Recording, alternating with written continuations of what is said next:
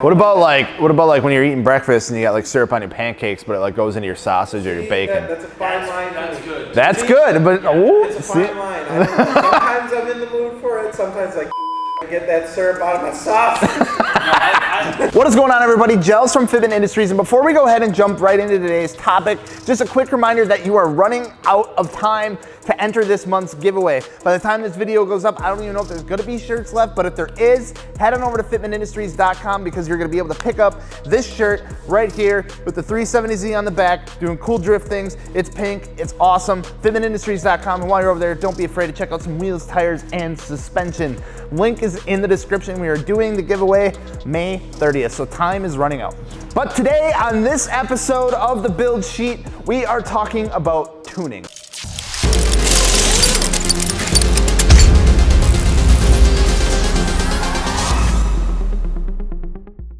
So why and when do you need to tune your car?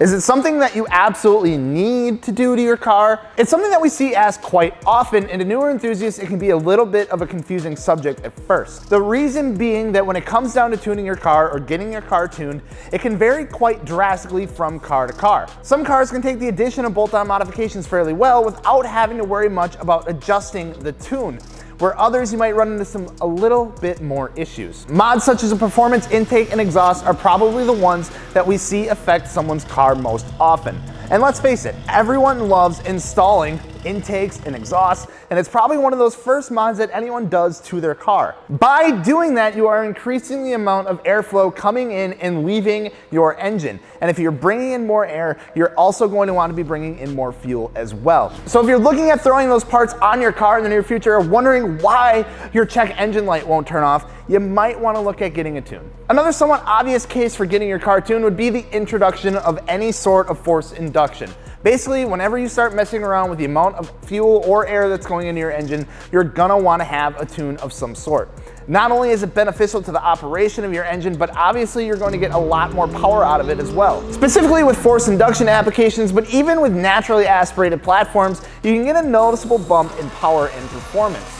By dialing in your air, fuel, and ignition, you can maximize the performance and outcomes from any aftermarket parts that you've added to your car.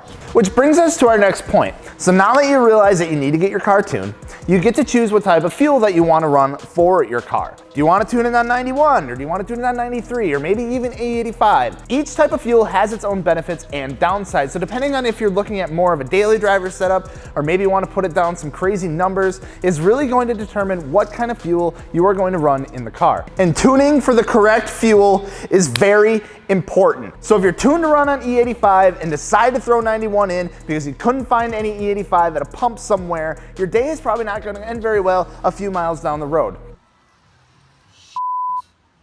Guess I'm gonna have to drive with 89 gas now. Hope my car doesn't explode. So just something to keep in mind if you're gonna run 91 or 93 or E85 or some other type of gas that's maybe not as easily, available as your regular pump gas, just something to keep in mind if you're gonna daily drive it to keep, your favorite locations on the way to wherever you're gonna go. But if you're one of those people that are dead set on pumping out some crazy numbers out of your car and you're dead set on running E85, it might be in your best interest to at least invest in a flex fuel kit so you don't have to worry about being stranded without any gas. So let's go ahead and get into the actual tuning process a little bit.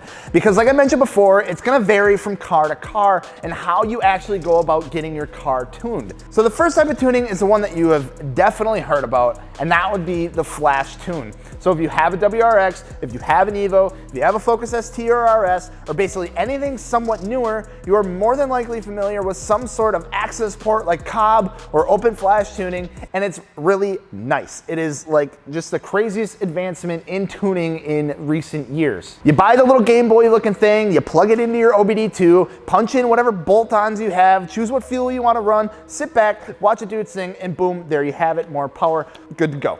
Not only that, but you can also get real-time data on a bunch of different things going on with your car. I mean, I see steering angle is when I'm driving my FRS with the open flash tablet. Why? I don't know, but it's there and I have it. However, back in the day, it wasn't so easy. And if you're one of those people out there with an older car like a DSM or a Civic, you know that it's not as easy. A lot of the time with cars from the late 80s or early 90s, the ECUs don't like it when you try with things such as your air, fuel, and ignition. And a lot of times they'll fight you with whatever you try to do to it. So this is where the standalone comes in. Standalone ECUs like Megasquirt or Motec allow you to do pretty much anything that you want with your engine. You're basically building your own ECU in the sense that you are the one telling the engine what you need it to do. There's usually quite a bit that goes into adding an aftermarket ECU into your car. Most of the time, you'll have to deal with wiring and getting everything to communicate, and then of course, writing the actual tune. And it's one of those things, again, that research is going to be the key factor in getting the most out of a standalone ECU, or even getting it to work for that matter. If it is something that you plan on doing yourself, I would highly recommend doing some research, or maybe even having a friend who's done something like that in the past help you out with the process if that's the route that you plan on going. Now, even though standalone ECUs are seen mostly in earlier cars, we still see people run them today in some newer model cars as well, simply because of the fact that the amount of adjustability that you have with a standalone unit. You have open range to modify and tweak pretty much anything that you want, which can be good and maybe a bad thing. And it's a bad thing if you don't know what you're exactly doing and you slap something in there and you start it up and the engine just blows up. And you're gonna have a bad day, it's gonna ruin like everything for you, and then you're just probably gonna jump out of the car scene because you decided to with it and you messed it up, and here we are. Generally, you can squeeze a little more out of an engine with a standalone and a good tune simply because of that reason, that you can literally adjust anything that you want and anything that you need to squeeze that little bit of extra power out of it.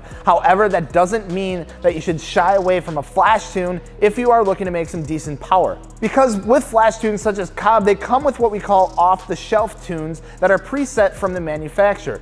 However, you're still able to modify and create your own tunes with some of those access ports. And this is something that comes in real handy if you're looking at pushing some more power or upgrading things such as your injectors or your fuel pumps, turbos, or whatever else, that you can still adjust that tune without having to go buy something else and still get decent amount of power out of it. And another thing to go along with that is if you start to do something like data logging and sending off that data to have someone else create a custom tune for you, it's something that's becoming more and more popular in the car community, since it is now easier to do stuff like that and more easier to write tunes for your ECU. And sometimes it's a relatively cheaper alternative than bringing your car to a place to get it tuned on a dyno, or maybe if you live in an area that isn't nearby any performance shops that can do that for you. So what it kind of all comes down to is if you have a newer model car, if you're doing stuff to it, if you're looking at adding exhaust components, if you're looking at maybe upgrading your turbo or intake or anything along those lines, definitely consider and look into maybe getting a flash tune such as a Cobb access port or an open flash tablet or any of those other,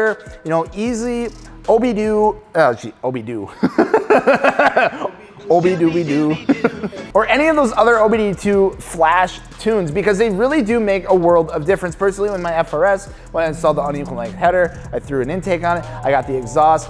Throwing that open flash tune in there really helped with that torque curve. Now, it didn't give me a whole lot of extra speed or power or anything, but it really made the car feel more alive. And if that does anything for you, then by all means, go ahead, spend the $500 or whatever it is to pick up the tablet or access port that you're looking at getting, and just do it because you won't regret it. So that's gonna about do it for this episode of the Build Sheet. Let us know your thoughts down in the comments below, and let us know anything else that you'd like us to touch on in future episodes of the Build Sheet. Don't forget wheels, tires, and suspension over at fitmentindustries.com, where you can get wheels and tires mounted, balanced, shipped for free to your door in the lower 48. And don't forget that we're doing the giveaway this month, May 30th. We're gonna announce the winner. If there are any shirts left, head over to the link in the description, pick up a shirt, get your chance to enter to win a free set of clutch wheels. But I'm Jealous from Fitment Industries. I don't think I forgot anything.